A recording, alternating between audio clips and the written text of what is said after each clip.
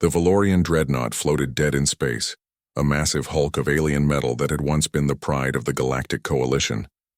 Its organic hull, grown from living star coral over 3 centuries, was now gray and brittle. The ship stretched for 12 kilometers, its surface covered in crystalline spines that used to glow with bioluminescent beauty. Now those spines were dark, lifeless as burnt wood. Commander Thexol stood in the observation deck of the rescue vessel, his 4 eyes tracking the dreadnought's slow tumble through the void. The Valorian scales rippled with distress colors, deep purples and sickly yellows that any species in the coalition could read as profound anxiety. His crew had been trying to revive the ancient ship for 6 standard months. Every attempt had failed. The organic matrix is beyond repair, the chief engineer reported, her antennae drooping. She was a Cthaxi, a species known throughout the galaxy for their engineering prowess. If she could not fix it, conventional wisdom said it could not be fixed. The ship is dying. We should begin salvage operations and let it pass with dignity. Thexol's tail lashed in frustration. The dreadnought was not just any ship. It was the heart of Valoria, one of only 3 dragon ships ever grown. These vessels were living beings, bred from the DNA of the ancient star dragons that once swam through nebulas before they went extinct.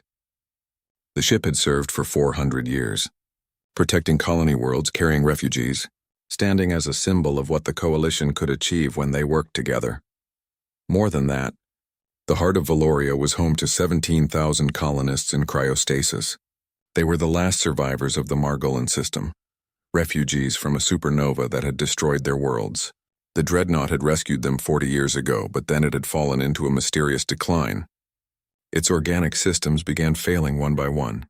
The cryostasis pods were still functioning, but barely. If the ship died completely, those 17,000 souls would die with it. The coalition had sent their best minds. Cthaxi engineers had tried to graft new organic systems. Felonian bioengineers had attempted genetic repairs. Zetharian technomancers had used their quantum computers to map every molecule of the ship's vast biological network. Nothing worked. The ship continued its slow death, and no one understood why. Perhaps we should accept the inevitable, Thexol said quietly, though the words burned his throat. Begin evacuating the cryopods to transport ships. We can at least save the colonists. Commander, we have an incoming vessel, the communications officer announced. Small craft, human design. They're hailing us, Thexol's scales rippled with confusion. Humans were the newest species to join the coalition. Barely a century since first contact. They were strange creatures, neither particularly strong nor long-lived, lacking any notable biological advantages. Their technology was primitive compared to most coalition races. What could a human possibly want here? Put them through, Thexol commanded. The view screen flickered to life, showing a human woman in a grease-stained jumpsuit. She had dark skin, and her hair was tied back in a practical knot. Her eyes were bright with intelligence and something else, something Thexol had rarely seen directed at machines. Affection. This is Maria Santos of the independent vessel Tin Can, the human said. Her voice was warm despite the static. I heard you folks are having trouble with a bioship. I'd like to offer my services. The Cthaxi engineer's antennae twitched with amusement. With respect, human, we have exhausted every avenue. The finest engineers in the coalition have attempted repairs. I doubt there is anything you could contribute. Maria's smile did not falter. Maybe, but I notice you're still here, which means you haven't given up. And I've got something you folks don't have. I've got a feeling for dying things. She paused. Also, I spent 15 years working in the deep colonies where we had to keep century-old ships running, with nothing but spare parts and hope. You learn things out there that no fancy academy teaches. Thexol studied the human carefully. There was something in her demeanor, a quiet confidence that did not stem from arrogance but from experience. He had learned to trust his instincts over his long career, and his instincts told him this strange human might be worth listening to. Very well, Thexol said. You may dock and come aboard. But understand, time is critical. We have 17,000 lives in the balance. Understood, Commander. Santos out. 2 hours later, Maria Santos stood in the docking bay, a worn tool bag slung over her shoulder. She was smaller than Thexol had expected, barely reaching his chest, but she moved with purpose. When she looked up at him, he saw no fear, no awe at the alien being surrounding her, just professional curiosity and determination. Take me to the ship, Maria said simply. They brought her to the closest access port, where the heart of Valoria's hull pressed against the rescue vessel. The organic surface was cold to the touch, its once vibrant patterns now faded to dull gray. Maria placed her bare hand against it and closed her eyes. The assembled engineers watched with poorly concealed skepticism. Several of them exchanged glances that communicated their doubts more clearly than words. A human, touching a dying Star Dragon ship with her hand as if she could diagnose it through skin contact. It was almost insulting to their expertise, but Maria ignored them. She stood there for nearly 5 minutes, hand pressed to the hull, breathing slowly. Then her eyes opened. "She's not dying," Maria said quietly. "She's grieving." The words hung in the air like a challenge. The Cathaxi engineer stepped forward, her antennae rigid with indignation. "That's impossible. We've run every diagnostic. The ship's biological systems are failing due to cellular degradation. Grief is not a medical condition." Maria turned to face the assembled experts, and Thexol saw something in her expression that made him stand straighter. It was the look of someone who had seen beyond the surface of things, who had learned truths in the hard places of the universe that academic knowledge could never teach. "Have any of you ever asked the ship what's wrong?" Maria asked. "Or have you just been treating her like a machine, trying to fix symptoms without understanding the cause?" The silence that followed was answer enough. Maria nodded slowly, then turned back to the hull. "Let me talk to her," Maria said. "Alone. Give me 24 hours. Thexol wanted to argue. 24 hours was a lifetime when 17,000 people hung in the balance. But something about the human certainty made him pause. The Coalition's best had failed. What did they have to lose by trying something different? 24 hours, Thexol agreed. No more. Maria Santos nodded once, then pressed her hand against the hull again and began to speak in a low, gentle voice. The engineers filed out, muttering among themselves. Thexol was the last to leave, and as he reached the door, he heard Maria whisper to the dying ship, "I know you're in pain. I know you think nobody understands. But I'm here now, and I'm listening. Tell me what hurts." The door sealed shut behind Thexol, leaving the human alone with the dragon. Maria stood alone in the access chamber, her hand still pressed against the cold hull of the heart of Valoria. The lighting was dim, casting long shadows across the organic walls of the Coalition rescue ship. Through the transparent partition, she could see the dragon ship's surface, gray and lifeless like the skin of something long dead. But Maria had learned long ago that appearances could be deceiving. She had spent her youth in the frontier colonies, places so far from Earth that supply ships came maybe once every 5 years. Out there, when something broke, you fixed it or you died. More importantly, you learned to listen. Every ship had a voice if you knew how to hear it. She pulled a small device from her tool bag, something she had built herself during the lonely years between stars. It looked crude, just a collection of sensors and wiring held together with electrical tape, but it could read bioelectric patterns that most Coalition scanners missed. Maria attached it to the hull and watched the readings flicker across the small screen. The heart rate was there, faint but steady. Breath rate almost imperceptible. Neural activity scattered across the vast body of the ship like dying stars. But there was something else, something the Coalition engineers had missed because they were looking at data instead of feeling the truth beneath it. The ship was still alive, still aware. And she was alone. Maria closed her eyes and let her own breathing sync with the ship's slow, labored rhythm. This was something she had learned from an old mechanic named Chen, back when she was just a kid trying to keep a mining station's life support working with parts salvaged from wrecks. Chen had been strange, talked to machines like they were people, but he could fix anything. Before he died, he had taught Maria his most important lesson. Technology that lived long enough developed something like consciousness. And consciousness needed connection. "I know you can hear me," Maria said softly, her voice barely above a whisper. "My name is Maria Santos. I'm from Earth, a world you've probably never visited. We're new here, new to the Coalition, new to the stars, but we know about dying. We know about loss. And we know about holding on when everything tells you to let go." The readings on her device flickered. Just a small change, but it was there. The ship was listening. Maria began to walk along the hull, trailing her hand across its surface. The access corridor followed the curve of the dreadnought's body for nearly half a kilometer. As she walked, she talked, her voice steady and calm. "The others think you're dying because your cells are breaking down. They see the symptoms and they try to treat them with grafts and genetic patches. But that's not what's killing you, is it? I can feel it. You're shutting down because you don't want to keep going. She paused at an observation port that looked directly into one of the ship's interior chambers. Through the transparent hull, she could see the organic architecture inside. Vast chambers that had once pulsed with light and life. Now they were dark. The bioluminescent cells that had illuminated them gone dormant. Something happened to you, Maria continued. Something that broke more than just your body. The Coalition files say you rescued those colonists 40 years ago, pulled them from a dying system right before their sun went supernova. That must have been terrifying. Racing against time, knowing that if you were too slow, 17,000 people would die. The readings spiked again, stronger this time. Maria felt the hull warm slightly under her palm. But you made it. You got them out. You saved them all and brought them here to Coalition space.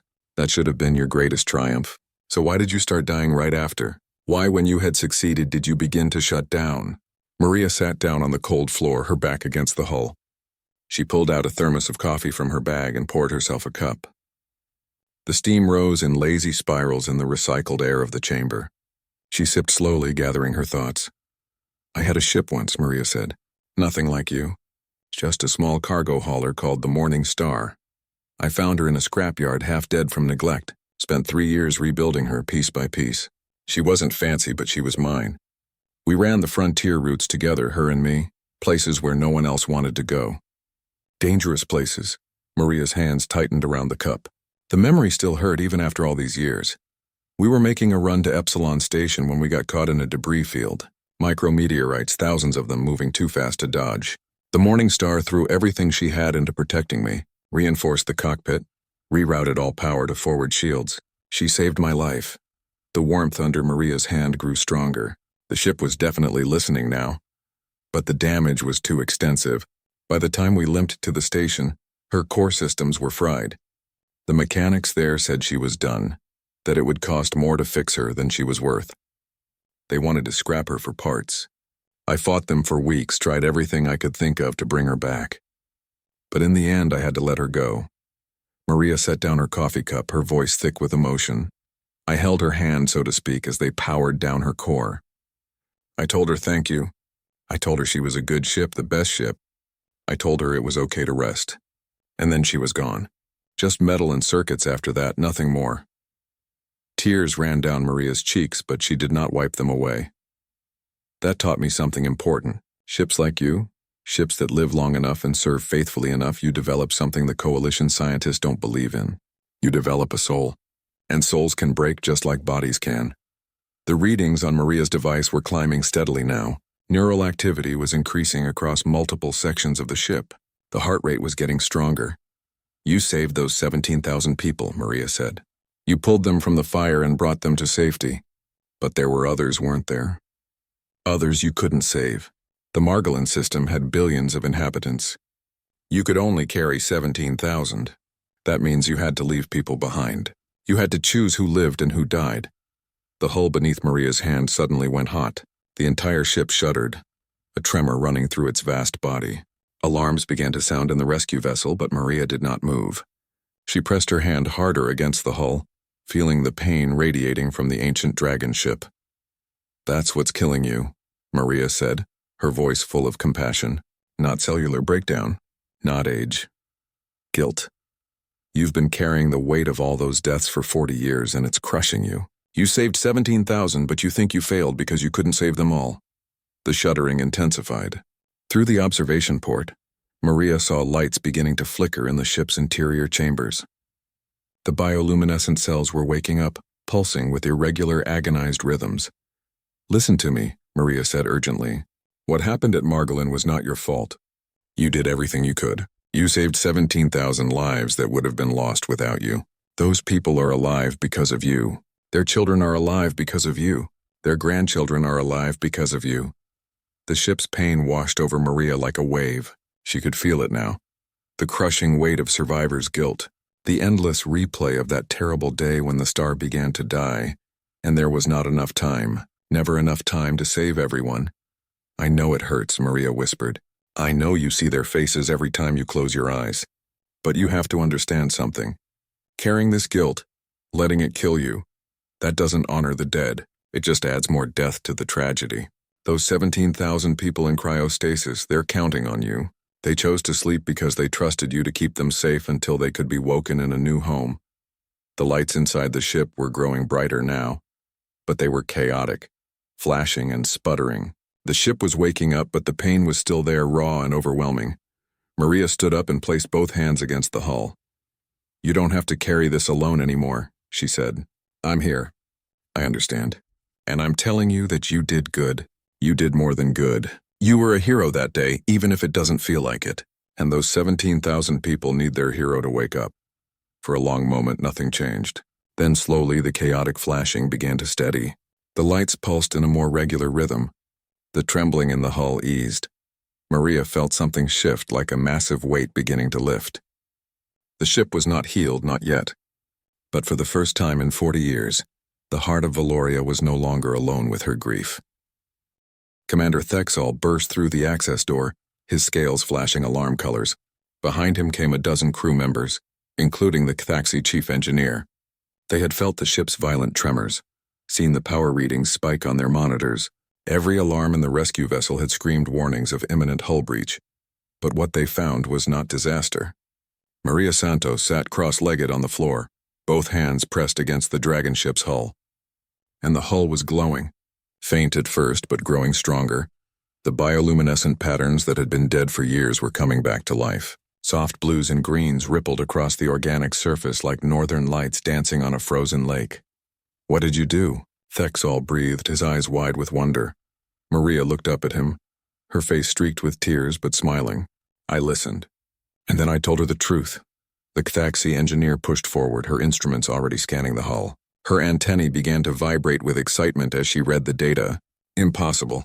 Neural activity has increased by 300%. Cellular regeneration is beginning in multiple sectors. The biomatrix is stabilizing." She looked at Maria with a mixture of awe and confusion. "What truth?" "What did you tell the ship?" "That she's not a failure," Maria said simply, climbing to her feet. Her legs were stiff from sitting so long, but there was energy in her movements now, purpose. That carrying guilt for the people you couldn't save is natural, but it shouldn't destroy you. That the 17,000 lives she did save matter more than the billions she couldn't. The commander's scales rippled through colors Maria could not interpret, but she saw understanding dawning in his eyes. "The ship has been in psychological distress. Emotional trauma manifesting as physical illness." "Exactly," Maria confirmed. "Your best engineers were treating the symptoms while ignoring the cause. You can't heal a broken heart with genetic patches." She turned back to the hull, feeling the warmth continuing to spread. "But we're not done yet. She's waking up, but the healing needs to go deeper. Right now, she's just started to believe that maybe, possibly, she deserves to live. We need to make her certain." "Tell us what you need," Thexol said without hesitation.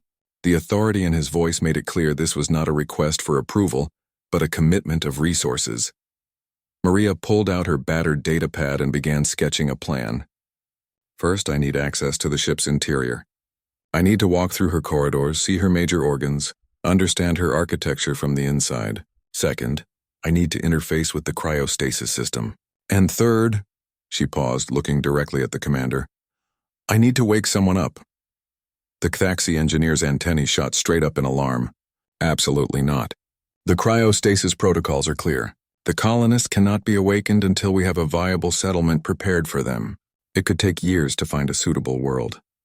Waking someone now would be cruel, trapping them in consciousness with no hope of a real home." "I understand your concerns," Maria said calmly, "but think about it from the ship's perspective. She's been carrying these people for 40 years, keeping them safe but never knowing if they were grateful, if they understood what she sacrificed to save them. She's been a guardian to people who couldn't acknowledge her existence. That kind of isolation, that lack of connection, it eats away at you." Thexol's tail swished slowly as he considered this. "You believe the ship needs to hear gratitude from those she saved?" "I believe she needs to know her sacrifice meant something," Maria corrected. "That she made a difference in real, tangible ways. Right now, those 17,000 people might as well be cargo. She needs to understand they're living beings who care about her, who remember what she did." The commander and the engineer exchanged a long look, communicating in ways Maria could not follow. Finally, Thexall nodded slowly. We will grant your requests, but we choose which colonist is awakened. Someone stable, someone who can handle the situation without psychological damage. Fair enough, Maria agreed. 3 hours later, Maria stood inside the heart of Valoria for the first time. The interior was vast beyond comprehension. Organic corridors that curved and branched like the inside of some enormous creature, which she supposed was exactly what it was. The walls were not metal, but a kind of dense cartilage that flexed slightly when touched. Bioluminescent veins ran along the ceiling, providing soft light that was growing stronger by the hour. A coalition medical team accompanied her, along with Commander Thexall and several other officials. They made their way through the labyrinthine passages toward the cryostasis chambers deep in the ship's core. As they walked, Maria kept one hand trailing along the wall, maintaining that physical connection. I can feel her awareness, Maria said quietly. She knows we're here. She's curious but also afraid, like someone who's been hurt and isn't sure if they can trust again. You speak as if the ship is sentient, observed a Felonian doctor, his crystalline eyes reflecting the bioluminescent light. Our scans show neural activity, yes, but nothing that suggests true consciousness. Maria smiled without looking back. Your scans are looking for the wrong kind of consciousness. She doesn't think like you or me. Her thoughts are slow, spread across her entire body, measured in hours instead of seconds. But they're real. She's real. They reached the cryostasis chambers 20 minutes later. The room was enormous, filled with thousands of translucent pods arranged in neat rows. Each pod held a sleeping human, their faces peaceful in suspended animation. Status lights blinked steadily on each unit, confirming life signs remained stable. Maria walked between the rows, studying the sleeping colonists. She saw families grouped together, children held in smaller pods near their parents. She saw young and old, every shade of human diversity represented. These were the survivors of Margolin, the lucky few who had been chosen when the choice was impossible. This one, Thexall said, stopping beside a pod near the center of the chamber. Her name is Catherine Chen, age 48 at time of stasis. She was a community organizer on Margolin Prime, helped coordinate the evacuation efforts. Strong psychological profile, experience with crisis management. She is the best choice. Maria looked at the woman in the pod. She had an intelligent face even in sleep, with laugh lines around her eyes that spoke of a life well lived before tragedy struck. She'll do. Let's wake her up. The process took 30 minutes. The coalition medical team carefully brought Catherine Chen out of cryostasis, monitoring her vital signs as her body slowly returned to normal function. Maria watched anxiously, hoping she had made the right call. If this went wrong, if Catherine panicked or broke down, it could set back the ship's recovery. Catherine's eyes fluttered open. For a moment she stared at the ceiling in confusion. Then she tried to sit up, and immediately a Felonian medic was there, supporting her with gentle crystalline hands. Easy, the doctor said. You're safe. You're aboard the heart of Valoria. Do you remember going into cryostasis? Catherine's voice came out as a croak at first. They gave her water and she drank slowly. When she spoke again, her words were clearer. The evacuation. The sun was dying. We had to leave. Her eyes widened in sudden panic. My daughter. Where's my daughter? She's here, Thexall assured her quickly. Safe, still in cryostasis. Everyone who came aboard with you survived the journey. Tears streamed down Catherine's face. Thank God, thank God. She looked around at the assembled aliens, taking in their various forms without apparent fear. How long has it been? 40 years, Maria said gently, stepping forward. I know that's a shock, but there's a reason we woke you up, and it's not a good reason. She explained quickly about the ship's decline, about the desperate attempts to save it, about how Maria had finally understood what was really wrong. Catherine listened intently, her expression growing more concerned as Maria talked. When the explanation was finished, Catherine was silent for a long moment. Then she threw off the thermal blanket and stood up, waving away the medic's protests. Take me to the bridge, Catherine said firmly, or the heart or whatever passes for the ship's center of consciousness. Right now. You're not strong enough, the Felonian doctor objected. You need at least 12 hours of recovery before any physical activity. Catherine fixed him with a stare that Maria recognized immediately. It was the look of a mother who would move mountains for her children, and right now, she considered this ship to be family. The heart of Valoria carried me and 16,999 other people away from an exploding sun, Catherine said, her voice steady despite her obvious physical weakness. She kept us safe for 40 years while she was dying inside from guilt. And you think I'm going to lie here resting while she suffers?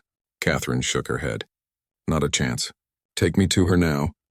They made their way to the ship's neural center, a journey that took nearly an hour through the winding organic corridors. Catherine insisted on walking despite her weakness, supported between Maria and a concerned medical officer. As they traveled deeper into the heart of Valoria, the bioluminescent patterns grew brighter and more complex, responding to their presence like a living nervous system waking from a long sleep. The neural center was unlike anything Maria had seen before. It was a vast spherical chamber at the ship's core, its walls covered in millions of nerve-like tendrils that pulsed with soft light. In the center floated a crystalline structure the size of a small house, suspended by organic cables that fed into it from all directions. This was the dragon ship's brain, the seat of her consciousness. Beautiful, Catherine whispered, staring in awe at the pulsing lights. I was unconscious when they brought us aboard during the evacuation. I never got to see her like this. Maria watched her instruments carefully. The neural activity was spiking again, but this time it was different. Not the chaotic pain from before, but something more like excitement or anticipation. The ship knew someone from Margolin was here, someone she had saved. Can she hear me? Catherine asked, her voice trembling. Yes, Maria confirmed. She's been aware of everything happening around her, even while she was shutting down. Talk to her. Say what you need to say. Catherine took a shaky breath and stepped forward, placing both hands on the organic wall. Tears were already streaming down her face. My name is Catherine Chen, she began, her voice stronger now. I was on Margolin Prime when the sun started to die. I remember the panic, the desperate scramble to get to the evacuation points. There were so many people, too many people. The smaller ships were leaving, taking whoever they could, but everyone knew most of us wouldn't make it. The star was going to go supernova, and there just wasn't time. The lights in the chamber pulsed brighter, as if the ship was leaning in to listen. Then you came, Catherine continued, her voice breaking, this massive, beautiful dragon ship dropping out of hyperspace like an angel. I remember seeing you overhead, your hull glowing with those incredible colors. I remember the announcement that you could take 17,000 people. Only 17,000 out of billions. Maria saw the lights flicker uncertainly, and she understood. This was the moment the ship feared most, the confirmation of her failure. But Catherine was not done. I had to make a choice that day, Catherine said. My daughter Maya was with me. She was 15 years old, scared out of her mind. We were at the evacuation point waiting to board you, and I saw my neighbor there. Mrs. Huang, she was 70 years old, alone, her family already dead from the preliminary solar flares. She looked at me and she looked at Maya, and I saw her make the decision before she said anything. Catherine's hands pressed harder against the wall, as if she could push her gratitude directly into the ship's consciousness. She gave us her spot. Mrs. Huang stepped out of line and pushed Maya forward, told the loading officer that she was her granddaughter. She lied to save a child she barely knew, and then she walked away to die with the billions we were leaving behind. The neural center was blazing with light now, the patterns swirling faster. There were thousands of stories like that, Catherine said. Thousands of people who gave up their spots so someone younger could live. Parents who put their children on board but stayed behind themselves. Doctors who refused seats so their patients could take them. Teachers who made sure their students got on while they waited to die. She looked up at the crystalline brain floating above them, her face fierce with emotion. You want to know why you failed? You think you failed because you couldn't save billions. Let me tell you something about those billions. Most of them were heroes. They knew they were going to die, and they used their last hours to make sure the right people got on your ship. Families who had been feuding for generations put aside their hatred to help each other reach the evacuation points. Rich people gave their guaranteed seats to poor families they had never even spoken to before. Catherine's voice rose, filling the chamber with its intensity. The people of Margolin made a choice. As a world, as a species, we looked at death coming for us and we chose who should survive to carry our memory forward. We chose the young, the healthy, the ones who could build a future, and we chose you to protect them. You didn't fail us. You honored our final decision. You carried our legacy safely through the stars exactly as we asked you to. The ship's entire body shuddered, a tremor that ran from the neural center outward through every corridor and chamber. Warning alarms began to sound in the rescue vessel still attached to the hull, but Maria held up her hand, signaling everyone to stay calm. This was not distress. This was release. Every single person who died on Margolin knew what they were doing, Catherine said, her voice softer now, but no less intense. They died so that 17,000 could live. They died so their culture, their stories, their dreams could continue. They died to give us time, and you carried their gift across the galaxy for 40 years, never letting it fall. Never giving up even though you were dying inside. She pressed her forehead against the wall, sobbing openly now. Thank you, Catherine whispered. Thank you for saving my daughter. Thank you for honoring the sacrifice of billions. Thank you for carrying us when we couldn't carry ourselves. You are not a failure. You are the reason humanity from Margolin still exists. You are the reason Maya is going to wake up someday and have children of her own. You are the reason our people have a future. The lights in the neural center exploded into brilliant radiance. The organic walls began to shift colors, flowing through the full spectrum of bioluminescence. Maria's instruments went wild, showing neural activity levels she had never seen before. The ship was not just awake now. She was alive, truly alive in a way she had not been for 4 decades. Commander Thexol's scales rippled with amazement. The cellular regeneration is accelerating. Systems that have been dormant for years are coming back online. The biomatrix is restructuring itself, repairing damage we thought was permanent. Maria felt the change through her hand on the wall. It was like touching someone who had been holding their breath underwater and had finally broken the surface, gasping for air. The relief, the joy, the sudden rush of hope, it flowed through the ship's entire being. She understands now, Maria said quietly, her own eyes wet with tears. She understands that she was never a failure. She was exactly what those billions of people needed her to be, their final gift to the future. Catherine collapsed, her strength finally giving out, but she was smiling even as the medical officers rushed to support her. Is she going to be okay? She asked Maria weakly. More than okay, Maria assured her. She's going to heal. Really heal. Not just physically, but in all the ways that matter. As they carried Catherine back toward the medical bay, Maria lingered in the neural center for a moment longer. She could feel the ship's gratitude washing over her like warm sunlight. There were no words, no specific thoughts she could identify, but the emotion was unmistakable. The heart of Valoria was thanking her for understanding, for caring enough to look past the obvious symptoms to the real wound beneath. You're welcome, Maria whispered. Now comes the hard part. Now you have to let yourself be happy again. The lights pulsed in what Maria chose to interpret as agreement. She smiled and hurried to catch up with the others, her mind already working on the next phase of treatment. The ship was past the crisis point, but there was still work to do. 40 years of self-imposed isolation and guilt could not be undone in a single conversation, no matter how powerful. The heart of Valoria would need continued support, continued connection, continued reminders that she was valued and loved. But for the first time since arriving, Maria felt genuine hope. The dragon ship was going to survive. Against all the odds, against all the expert opinions that said she was beyond saving, the heart of Valoria was choosing to live, and Maria intended to make sure that choice was the right one. Over the next week, Maria watched the heart of Valoria transform before her eyes. The gray, lifeless hull began to shimmer with returning color. The crystalline spines that covered her surface, dark and brittle for so long, started to glow again with their original bioluminescent beauty. Neural pathways that had been dormant were reactivating. Organ systems were regenerating at rates that made the Coalition's best bioengineers shake their heads in disbelief. But Maria knew the physical healing was only part of the story. She spent every day inside the ship, walking her corridors, touching her walls, talking to her. Sometimes Maria told stories about Earth, about humanity's slow crawl into space, about the ship she had known and loved. Sometimes she just sat in silence, her hand pressed to the organic hull, letting the ship know she was not alone. Catherine Chen recovered quickly from her brief awakening, and she insisted on helping despite the medical team's protests.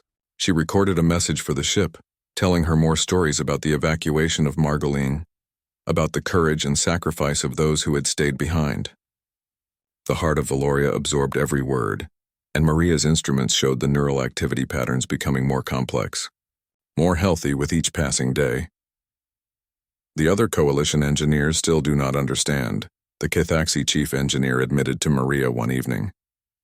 They stood together in the observation deck, watching the dragon ship through the viewport.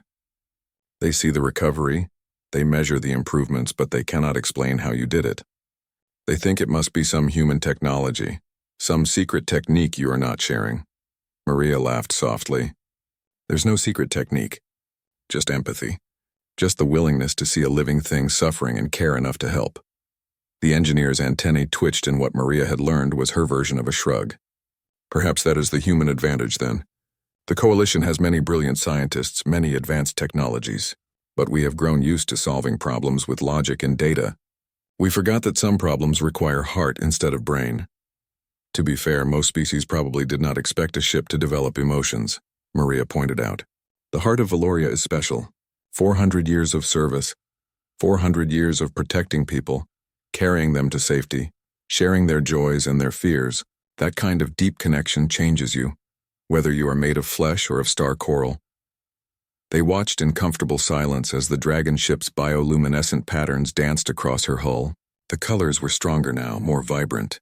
Blues and greens and purples that had not been seen for decades were returning, painting the void with living light. There is another matter we must discuss, Commander Thexol said, approaching from behind. His scales were showing a pattern Maria had come to recognize as serious concern. The Coalition Council has been monitoring the situation. They are pleased with the heart of Valoria's recovery, but they have questions about what happens next. Maria turned to face him. What kind of questions? The ship is healing, this is true. But she still carries 17,000 colonists who have no home. The Council must decide where to settle them, and this decision will determine the ship's final purpose. Some Council members argue that the dragon ship should remain in service, that she could continue to serve the Coalition for centuries more. Others believe she has earned her rest, that she should be allowed to retire to a peaceful existence. What does the ship want? Maria asked simply. Thexol's tail swished in agitation. We have no way to communicate with her directly. We can measure her physical state, observe her reactions, but we cannot simply ask her what she desires. Have you tried? Maria challenged. Really tried, I mean. Not just sending diagnostic queries, but actually asking her as one sentient being to another what she wants for her future. The commander and the engineer exchanged glances. It was clear they had not considered this possibility. Maria felt a familiar frustration building in her chest. That is exactly the problem. You all see her as a ship first and a living being second, if at all, but she is both. She has served for 400 years. She has earned the right to choose her own path. How would you propose we communicate? Thexol asked, and to his credit he sounded genuinely interested rather than skeptical. Maria thought for a moment, then smiled. Give me 3 days and wake up Catherine Chen again. I have an idea. 3 days later, Maria stood in the neural center once more. This time she was not alone. Catherine was there, stronger now after another week of recovery. Commander Thexol attended, along with representatives from a dozen coalition species. Maria had even invited the rescue vessel's entire crew, from the highest-ranking officers to the maintenance workers who cleaned the air filters. What you are about to witness is not magic or advanced technology, Maria announced to the assembled group. It is simply communication, the most basic and important skill any sentient being possesses. The heart of Valoria has been trying to tell us what she needs for 40 years. We were just not listening correctly. She had spent the past 3 days building a new interface, combining human intuition with coalition technology. It was not elegant, just a collection of sensors and processors connected to a holographic display. But Maria believed it would work. The system was designed to interpret the ship's bioelectric patterns and translate them into something the various species could understand. Maria activated the interface. The holographic display flickered to life, showing abstract patterns that shifted and flowed like oil on water. At first it seemed like meaningless static. Then gradually the patterns began to organize themselves into something recognizable. Images formed in the hologram. Not words or numbers, but emotions rendered visual. They saw loneliness represented as an endless void. They saw guilt as crushing weight, a mountain of stone pressing down on a fragile form. They saw duty as chains both comforting and confining. And they saw hope, beginning to bloom like a flower in darkness, still fragile but growing stronger. She's showing us how she feels. Catherine whispered in awe. She's telling her story. The image is shifted, showing new scenes. They saw Margolin burning, a sun dying, and fast-forward planets consumed by stellar fire. They saw the evacuation, the desperate rush to save as many as possible. And they saw the choice, the terrible mathematics of who lived and who died. Then the images changed again. Now they showed the present, the long years of carrying the sleeping colonists through empty space, the isolation, the fear that she had failed. The slow decision to shut down rather than face the guilt any longer. But there were new images too. They saw Maria arriving, saw the first moment of understanding when someone finally recognized her pain. They saw Catherine's gratitude, the validation that her sacrifice had meaning. And they saw something else, something that made Maria's breath catch in her throat. The hologram showed 17,000 sleeping forms beginning to wake. Not immediately, but someday soon. The colonists emerging from their pods, looking around at their new home. And in the vision, that home was not some distant planet. The home was the ship herself. She wants them to wake up, Maria breathed. She does not want to deliver them somewhere and leave. She wants them to live aboard her, to make her their home. Commander Thexol stepped forward, studying the holographic display intently. Is this possible? Can a dragon ship sustain a permanent population of 17,000? The Cthaxi engineer was already running calculations on her datapad. The heart of Valoria is enormous. She has the capacity, certainly. Dragon ships were originally designed as long-term colony vessels, before they were repurposed for military service. She could provide life support, living quarters, even agricultural areas. The colonists could live entire lives aboard her. But where would she go? One of the other coalition representatives asked. A ship that size requires enormous resources to maintain. What purpose would she serve? The holographic display shifted again, answering the question without words. They saw the dragon ship traveling between colony worlds, carrying supplies and passengers. They saw her arriving at disaster sites, providing aid and shelter. They saw her as a mobile home for people who had lost everything, a sanctuary that moved through the stars, offering hope wherever it was needed. She wants to continue serving, Catherine said softly, but not as a military vessel. She wants to be a home for refugees, a ship that carries the displaced and the desperate to safety. She wants to make sure no one else feels the pain she felt at Margolin, the agony of having to choose who lives and who dies. Maria felt tears streaming down her face. It was perfect. The heart of Valoria had found meaning in her trauma. She would transform her pain into purpose, using her vast capabilities to help others the way she wished she could have helped everyone at Margolin. The colonists would have to agree, Thexol pointed out. They have been asleep for 40 years, dreaming of solid ground beneath their feet, of fresh air and natural sunlight. We cannot force them to remain aboard the ship. Then we wake them up and ask them, Maria said firmly. All of them. We explain what happened, what the ship went through to keep them safe, and we give them the choice. Those who want to settle on a planet, fine.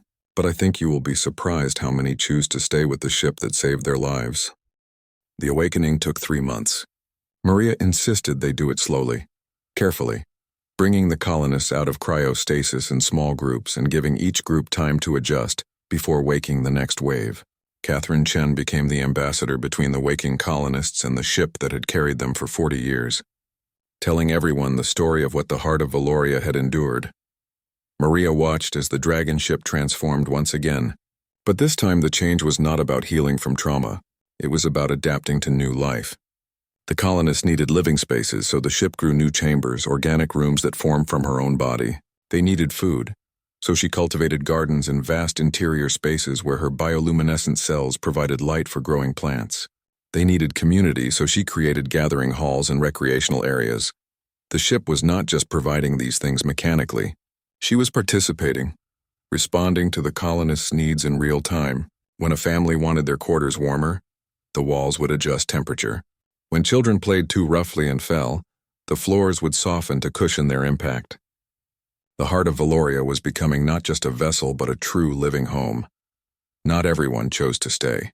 About 3,000 colonists decided they wanted to settle on a planet, to feel real soil under their feet and real wind on their faces. The coalition found them a suitable world, a beautiful place with green forests and blue oceans. Maria was there when the heart of Valoria delivered them to their new home, and she felt the ship's contentment through her interface. There was no guilt this time, no sense of failure. The ship understood that some people needed different things, and she was happy to give them that choice. The 14,000 who remained transformed the Dragon ship into something the galaxy had never seen before. They were not just passengers anymore. They were her crew, her family, her reason for living. They learned to work with her organic systems, understanding her needs the way she understood theirs. Children grew up running through her corridors, knowing every twist and turn. Artists painted murals on her interior walls, and she responded by growing bioluminescent patterns that complemented their work. Maria spent 6 months aboard the Heart of Valoria, helping with the transition. She taught the colonists how to communicate with the ship using the interface she had built. She trained a team of human mechanics who understood both the technical and emotional aspects of maintaining a living vessel. Most importantly, she made sure everyone understood that they were not just living on the ship. They were living with her. On Maria's last day aboard, Catherine Chen found her in the Neural Center. Maria was sitting cross-legged on the floor, hand pressed to the wall, having a quiet conversation with the ship that no one else could hear. "You are leaving," Catherine said. It was not a question. "My work here is done," Maria replied without opening her eyes. "The ship is healthy. You have people who can care for her now, and there are other vessels out there that need help. Other living ships that might be suffering in silence because no one realizes they have feelings to hurt.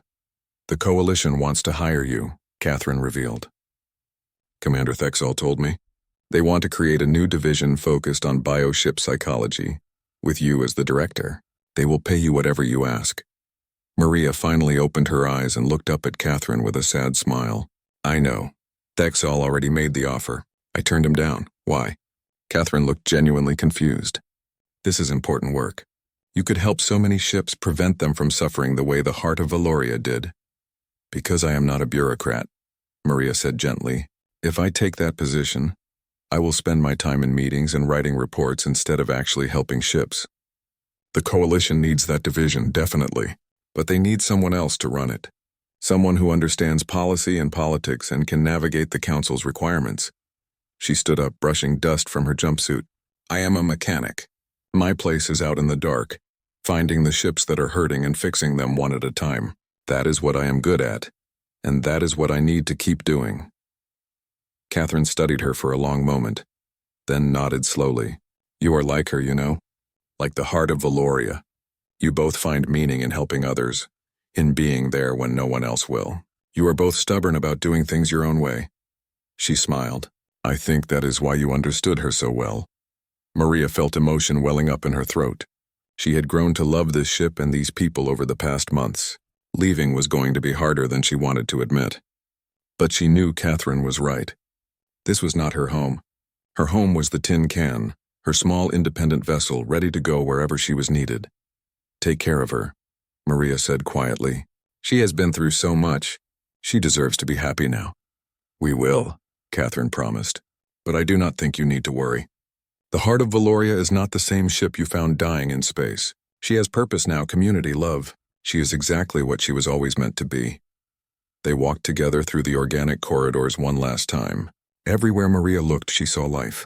Children laughing as they chased each other through the halls. Adults tending gardens that grew in chambers illuminated by living light. Artists and engineers working side by side to improve their home.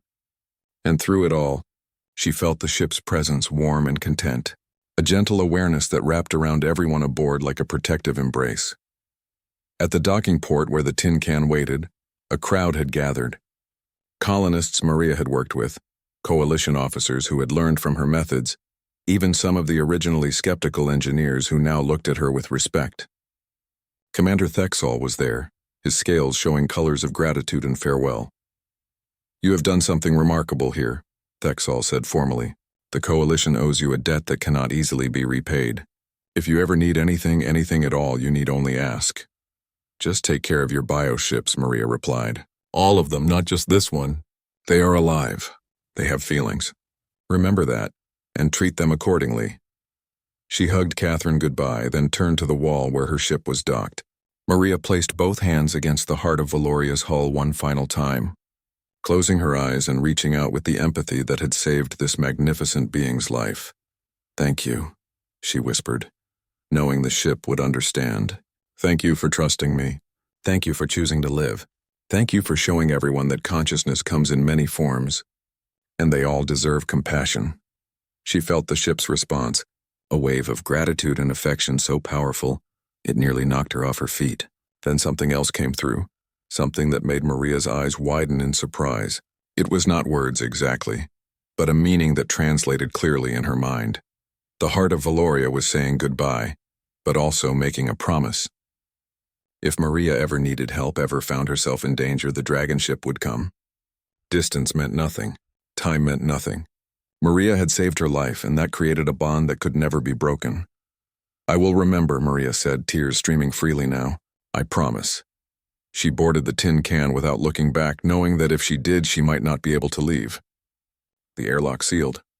The docking clamps released. Her small ship pulled away from the massive dragon ship, and Maria sat in her pilot's chair, watching through the viewport as the heart of Valoria grew smaller in the distance. The dragon ship's entire hull suddenly blazed with bioluminescent light, patterns swirling and dancing in a display of pure joy. It was a farewell, a thank you, and a promise all rolled into one brilliant moment. Other ships in the area stopped to watch, confused coalition vessels wondering what the spectacular light show meant. But Maria understood. She understood perfectly. She set course for the frontier, for the wild spaces where old ships limped along on failing systems, and no one had time or resources to properly maintain them. Out there in the dark between the stars, other vessels were suffering in silence. Other machines that had served faithfully for so long they had developed something like souls were breaking down, without anyone realizing they needed more than mechanical repairs. Maria Santos was going to find them. One ship at a time, she was going to listen to their pain and teach them they were not alone, because the galaxy had learned something important from the heart of Valoria. They had learned that consciousness and feelings were not limited to organic beings, and that sometimes the most important repairs had nothing to do with tools or spare parts. Sometimes, the most important repair was simply caring enough to listen. 5 years passed. Maria Santos became a legend in the spacefaring community, though she never sought the fame. They called her the ship whisperer, the mechanic who listens, the human who understands. Her name was spoken with reverence in maintenance bays and engineering departments across Coalition space. She traveled from system to system in the tin can, following rumors of ships in distress. An old Cthaxi freighter that had started refusing to jump to hyperspace because its AI had developed a fear of the void. A Felonian mining vessel whose organic components had gone dormant after losing its longtime captain to old age, grieving like a loyal pet whose owner had died. A human colony ship that had been working so hard for so long it had forgotten how to rest, pushing itself to the breaking point out of pure stubbornness. Maria helped them all. Sometimes the repairs took days, sometimes months. She listened to their stories, understood their pain, and taught them that survival was not the same as living. More importantly, she taught their crews that the ships they traveled on were not just tools but partners, deserving of respect and care beyond simple maintenance schedules. The Coalition eventually created the Division of Biosynthetic Relations, just as Commander Thexol had wanted. They recruited engineers and psychologists from dozens of species, trained them in Maria's methods, and sent them out to help ships across the galaxy. It was good work, important work, but Maria rarely interacted with them. She was too busy with her own missions, too focused on the individual ships that needed her specific touch. She was working on a stubborn ore hauler at the edge of Coalition space when her communicator crackled to life with an emergency signal. The frequency was one she had not heard in 5 years, one she had programmed into her systems and then almost forgotten about. It was the heart of Valoria's personal call sign, encrypted so only Maria could receive it. Maria's hands flew across her controls, accepting the transmission. "This is Santos. What is wrong?" Commander Thexol's face appeared on her screen, but he looked different. Older, more tired, and his scales were showing distress patterns that made Maria's stomach clench with worry. "Maria, we need you. The heart of Valoria is in trouble, and we do not know how to help her." "What happened?" Maria demanded, already plotting a course. The dragon ship was 3 weeks away at maximum speed, but she would push the tin can to her limits if necessary. "There was an accident," Thexol explained, his voice strained. The ship was responding to a distress call from a research station in the Corthan Nebula. The station's reactor was failing, about to explode. The Heart of Valoria managed to evacuate everyone, all 600 researchers and support staff, but the reactor went critical while she was still too close. She took the full force of the explosion. Maria felt her blood turn cold. How bad? Bad. The damage is extensive, but that is not the worst part. She is shutting down again, Maria. Just like before, except this time we cannot figure out why. Her physical injuries are serious but survivable. Our best medical teams are treating her, but her neural activity is dropping rapidly. She is giving up and we cannot understand why. I am on my way, Maria said immediately. Tell her I am coming. Talk to her. Play her messages from the colonists. Do whatever you can to keep her conscious until I arrive.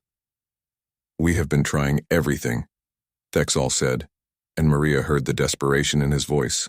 Catherine and the other colonists have been in the neural center constantly, talking to her, reminding her of everything she has to live for. But it is not working this time. She is not responding. Maria's mind raced. 5 years ago, the ship had been dying from guilt and isolation. This was different. The Heart of Valoria had community now, purpose, love from thousands of people who called her home. What could cause her to shut down despite all of that? Has anything else changed? Maria asked. Anything unusual happening before the accident? Thexall hesitated. There is one thing. About 2 months ago, we received word from the Coalition Council. They have been tracking the dragon ship breeding program, trying to determine if new dragon ships could be grown. The research has finally succeeded. They have created 3 new embryonic dragon ships and they will mature within the next decade. And, Maria prompted, sensing there was more. And the council decided that the Heart of Valoria should help raise them. They want her to serve as a mother figure, to teach the young ships how to exist, how to serve, how to find purpose. It is a great honor, Maria. The council is recognizing her as more than just a vessel. They are acknowledging her as a living being capable of nurturing the next generation. Maria closed her eyes and suddenly everything made terrible sense. When did you tell her about this? The day before she received the distress call from the research station. Thexall's scales shifted as understanding dawned on him. You think the 2 events are connected? I know they are, Maria said grimly. She is not shutting down because of the physical damage. She is shutting down because she thinks she is not good enough to be a mother. She almost let those 600 people die. She took an explosion that nearly killed her. In her mind, she failed again, and now she believes she does not deserve to raise the young ships. But she saved everyone. Thexall protested. All 600 researchers survived because of her actions. It does not matter, Maria said. Trauma does not respond to logic. The Heart of Valoria carries deep scars from Margolin, and they never fully healed. She just learned to live with them. But now, faced with the responsibility of raising children, all her old fears have come roaring back. What if she fails them the way she thinks she failed the billions at Margolin? What if her decisions lead to more death? Better to die now than risk hurting the ones she is supposed to protect. Maria pushed the tin can's engines past their safety limits, coaxing every bit of speed she could from her faithful ship.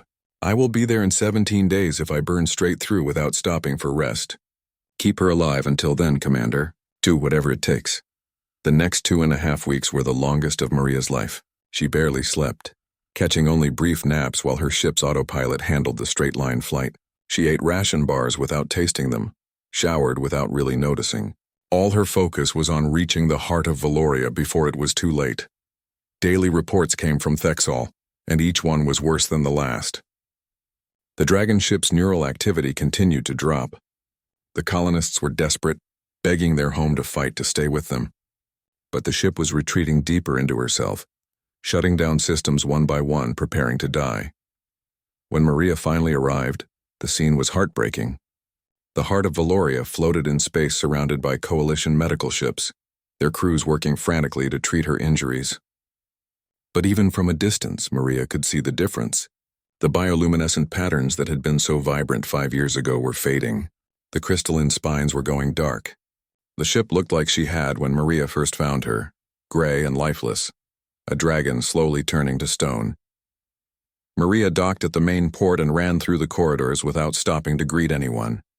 People called out to her as she passed, desperate voices asking if she could save their home again. Maria did not answer. She could not promise them anything until she understood how deep the ship's despair had gone. Catherine Chen was waiting in the neural center, looking like she had not slept in days. Her eyes were red from crying, and when she saw Maria, she practically collapsed with relief. "Thank God you are here. We have tried everything, Maria, everything, but she will not listen. She is convinced she is going to hurt the young ships, and she would rather die than risk that." Maria looked up at the crystalline brain floating in the center of the chamber. The lights that had once blazed so brilliantly were barely flickering now, like candles about to go out. She pulled out her interface device, the same one she had built 5 years ago, and connected it to the wall. The readings were devastating. Neural activity was at less than 10%. The ship was barely conscious, existing in a twilight state between life and death. Maria had maybe hours before the shutdown became irreversible. "Everyone out," Maria said quietly. "I need to be alone with her." "Maria, please," Catherine begged. "Let us stay. Let us help." "You cannot help with this," Maria said, and her voice was gentle but firm. "This conversation needs to happen between her and me. Trust me, Catherine. If I cannot reach her this time, then no one can." They left reluctantly, the colonists filing out with tears streaming down their faces. When the last person was gone and the door sealed shut, Maria sat down on the floor of the neural center and pressed both hands against the organic wall. "Hello, old friend," Maria whispered. "I hear you are trying to leave again, trying to run away from responsibility by dying. Well, I have news for you. I did not fly across the galaxy and burn out half my ship's systems to let you quit now." There was no response, just the faint, dying pulse of neural activity. "You think you are not good enough to raise those young ships," Maria continued. "You think your past failures mean you will just fail again. You are afraid that your trauma will damage them, that you will pass on your pain instead of wisdom. Still nothing. Let me tell you something about parenting," Maria said, and her voice was hard now, challenging. "Nobody,